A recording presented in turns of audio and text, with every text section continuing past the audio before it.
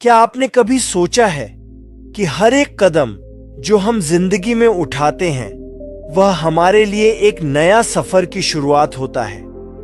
आज हम साथ में उस सफर की शुरुआत करेंगे जिसमें हर काम को ध्यान बनाओ और आगे बढ़ो का मंत्र हमें सही दिशा दिखाता है। इस मंत्र के पीछे छुपी ताकत है जो हमें हर एक कार्य में, हर एक लम्हे में नई दिशा देती है। जब हम अपने कामों को ध्यान से करते हैं तब हम अपने इरादों को साकार करते हैं, नई मंजिलों की तरफ बढ़ते हैं। आज हम सीखेंगे कैसे ध्यान से काम करके हम अपने सपनों को हकीकत में बदल सकते हैं, कैसे हर कदम एक नए सफर की शुरुआत बन सकता है। तो चलिए आज हम इस मंत्र के साथ मिलकर नए सफर की शुरुआत करते हैं जिसमें हर कदम एक नई कहानी का आरंभ होगा। बहुत पहले की बात है, एक महान सम्राट अपने रोज के कामों से परेशान रहने लगता था। उसको हर काम में मन नहीं लगता था। तब एक बार सम्राट के कानों तक बात पहुंची कि उसके राज्य में लाओ नाम का एक बौद्ध भिक्षु असाधारण दार्शनिक रहता है। जब मंत्रियों ने बताया कि लाओ के एक एक शब्द में जीवन का सत्य छुपा है, उनके जैसा प्रबुद्ध व्यक्ति दूर दूर तक नहीं है, तब सम्राट ने सोचा कि एक बार चलकर देखते हैं कि लाओ झुंग कितना महान है। अगले दिन सम्राट लाओ से मिलने निकला। लाओ पहाड़ के पास एक छोटे से कस्बे में रहते थे। रास्ता बहुत लंबा था। बीच रास्ते में पता किया तो लोगों ने भी लाओ की तारीफ की। सम्राट ने सोचा कि सच में कोई बुद्धिमान, पढ़ा लिखा और प्रभावशाली व्यक्ति होगा। शाम को जब सम्राट लाव की झोपड़ी के बाहर पहुंचा तो एक मजदूर छोटी सी बगिया में काम कर रहा था। शरीर पर मिट्टी लगी थी, पैरों में चप्पल नहीं थी। सम्राट ने पूछा, अरे बागवान महोदय, राजू कहाँ हैं? मैं उनसे मिलना चाहता हूँ। बागवान ने कहा, श्रीमान आप अंदर बैठिए, मैं अभी लाउंज को बुलाता हूँ। सम्राट अंदर बैठकर प्रतीक्षा करने लगा। थोड़ी देर में लाव ने झोपड़ी में आकर नमस्कार किया। सम्राट ने हैरान होकर कहा, अरे आप तो वही बागवान हैं जो बाहर थे। लाव ने कहा, कसूर माफ करें, मैं छोटा सा काम कर रहा था। मैं ही बागवान हूँ और मैं ही लाउंज हूँ।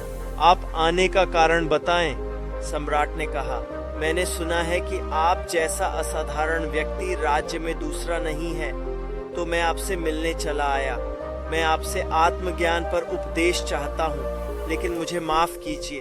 मैं देख रहा हूँ कि आपके पास न कोई किताब है, न कोई सीधी, न कोई कला के संकेत दिखते हैं, लेकिन फिर भी आप बहुत शांत दिख रहे हैं।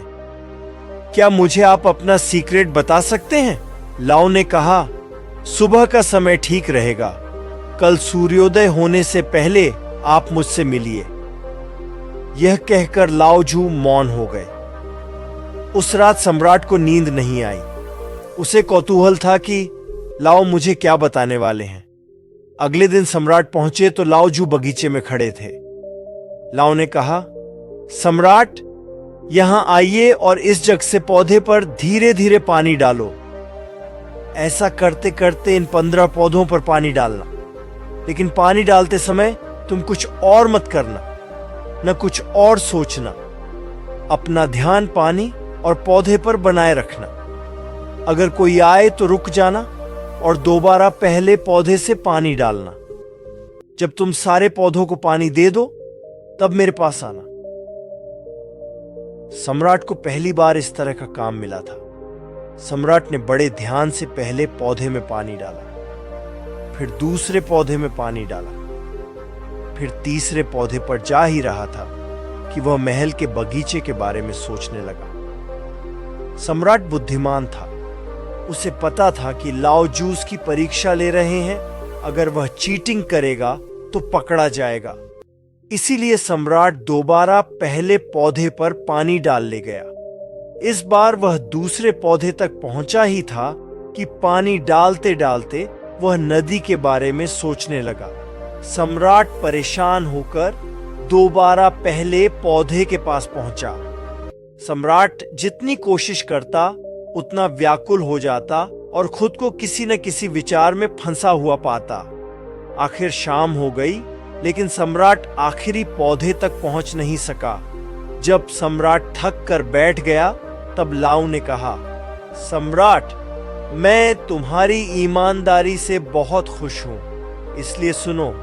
जब मन विचारों से खाली होता है, तब उसमें मन का असली स्वरूप यानी साइलेंट अवेयरनेस प्रकट होती है। तब हर साधारण काम भी तुम्हें असीम ज्ञान शांति देता है। राजा ने कहा, लेकिन यह संभव कैसे है?